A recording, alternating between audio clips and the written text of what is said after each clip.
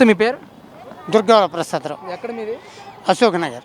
ఏంటి మరి ఇప్పుడు రాష్ట్రంలో ఈ తిరుపతి లడ్డు కల్తీ జరిగిందన్న విషయం ప్రపంచవ్యాప్తంగా వివాదాస్పదంగా మారింది.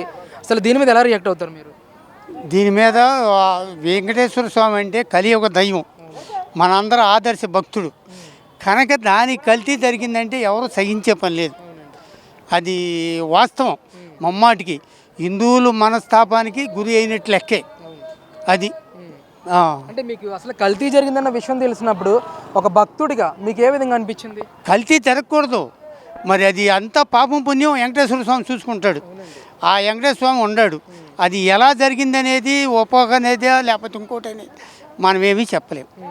కాకపోతే కల్తీ అనేది జరిగితే మటుకి గ్యారెంటీగా వెంకటేశ్వర స్వామి శిక్ష విధిస్తాడు. ఆయనే చూసుకుంటాడంట. అంతే అంతే. అంటే ఇప్పుడు చంద్రబాబు నాయుడు గారు ఈ కల్తీ జరిగిందన్న విషయాన్ని ల్యాబ్ రిపోర్ట్లు కూడా బయట పెట్టారు.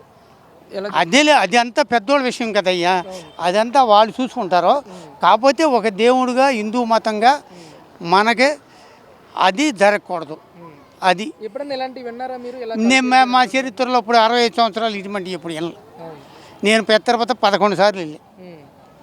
అది అప్పుడు లడ్డు గట్ట బాగానే ఉండేది, అంతా శుభ్రంగానే ఉంది. తర్వాత ఈ జగన్ ప్రభుత్వంలో కూడా ఒకసారి వెళ్ళామనుకో, లడ్డూలు తెచ్చాం, మనకేం తెలుసు. అప్పుడు ఎలా ఉందండి అక్కడ మీకు సదుపాయాలు? మేము వెళ్ళి ఒకనాడు వచ్చేసి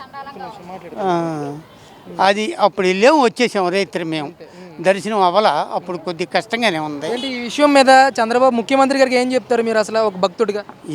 ఏం చెప్తావు, శుభ్రంగా ఏదైనా సరే వెంకటేశ్వర స్వామి శుభ్రంగా చూడాలి అంతే.